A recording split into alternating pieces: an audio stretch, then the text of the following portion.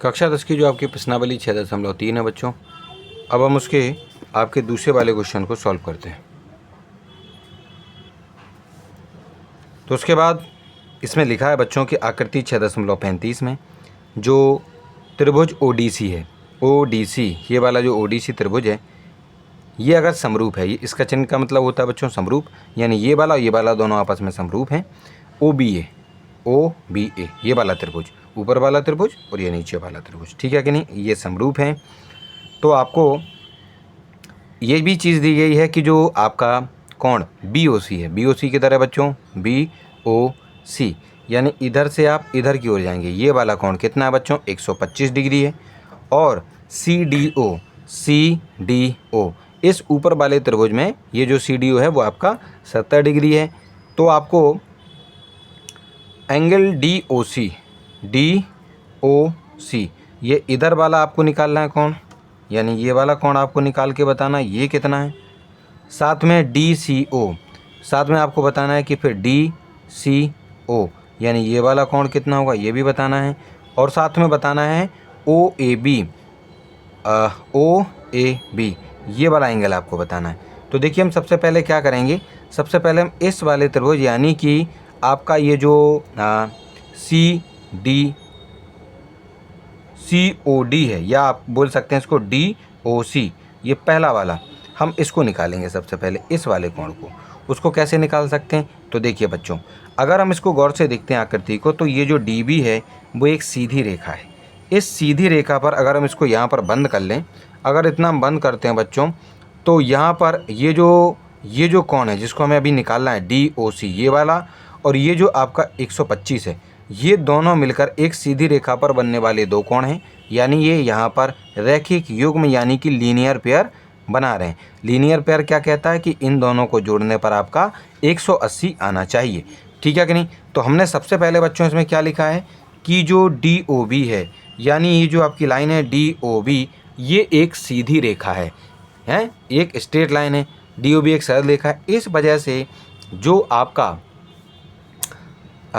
DOC है, angle कहाँ पर, एंगल DOC ये वाला जिसको भी हमें प्राप्त करना था, और साथ में जो आपका COB है ये वाला, इन दोनों को जोड़ने पर 180 आएगा। कारण भी हमने यहाँ पर ब्रैकेट में लीनियर पेयर यानी रैखिक युग्म लिख रखा है।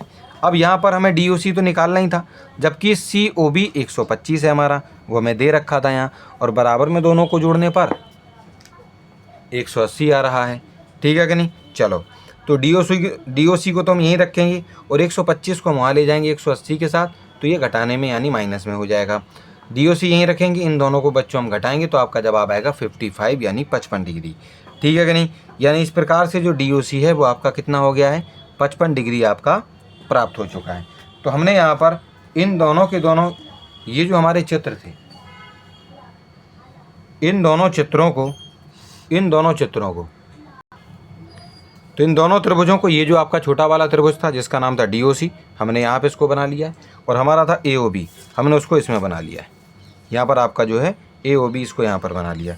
अब अभी हमने क्या प्राप्त किया है, DOC को प्राप्त किया, यानी ये वाला एंगल अभी हमने निकाला है, ये आ गया है आपका 55 डिग्री, ये आ गया आपका 55 डिग्री, कहना था ठीक है। फिर उसके बाद अब हमें निकालना है DCO किधर है, DCO इधर, यानी इस वाले त्रिभुज में अब हमें इस वाले कोण को निकालना है।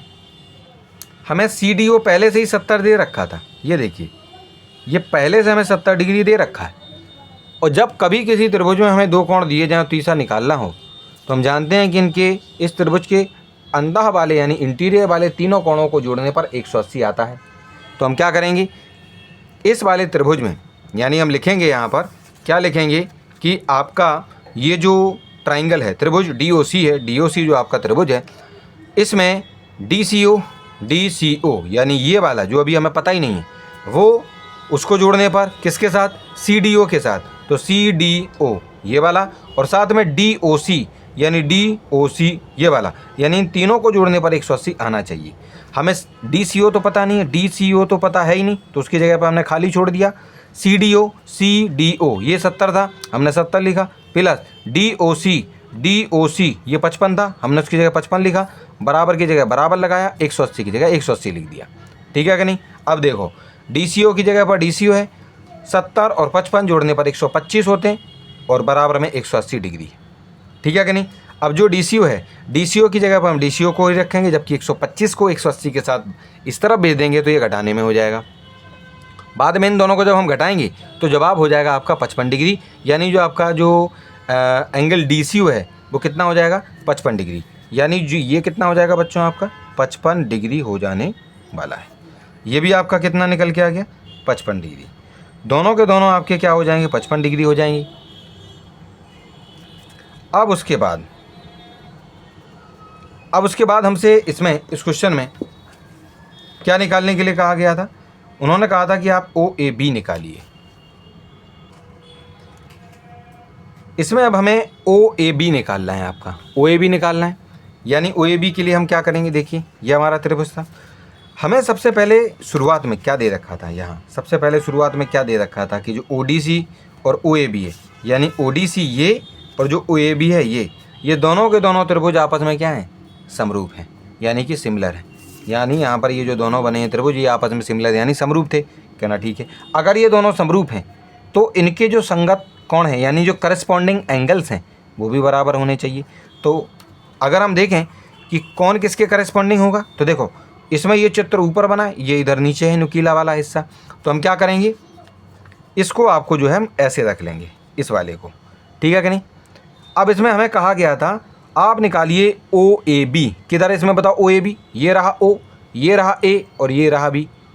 तो ये वाला इसमें इधर ये है तो इधर आपके क्या है देखो एंगल C, और ये कितना है आपका 55, यानी जो एंगल यहाँ पर जो A है वो इस C के संगत होगा। तो हमें संगत कोण देखने पड़ते हैं, इसीलिए हमने इसको ऐसे घुमाया है।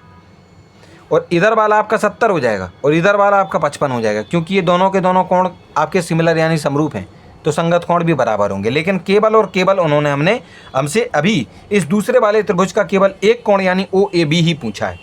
इस वजह से हमने उसको बता दिया है कि हमारा ये जो एंगल OAB है, एंगल OAB जो हमारा है वो बराबर हो जाएगा एंगल OCD के एंगल के बराबर हो जाएगा। क्यों? क्योंकि corresponding angle of similar triangles are same, यानी कि समरूप त्रिभुजों के संगत कोण बराबर होते हैं। ठीक है कि नहीं। ये भी बात हमें वहाँ पर लिखनी पड़ती है। तो OAB की जगह तो OAB रहेगा, बराबर की जगह बराबर लगा देंगे हम। ठीक है, देखो क्या लिख दिया था हमने इसका कारण, यहाँ पर ये corresponding angle of similar triangle are same, या फिर हम लिख सकते हैं समरूप त्रिभुजों के संगत कोण बराबर होते हैं। और हम क्या लिखेंगे एंगल OAB की जगह पर एंगल OAB, बराबर की जगह बराबर, और OCD क्योंकि यहाँ पर भी हमें 55 डिग्री दे रखा है, ये देख लीजिए OCD आपका 55 डिग्री ही है, 55 डिग्री है, तो हमने वहाँ पर उसके स्थान पर क्या लिख दिया 55 डिग्री लिख दिया। और हमारा ये जो क्वेश्चन है सेकंड वाला वो हमारा सॉल्व हो चुका है।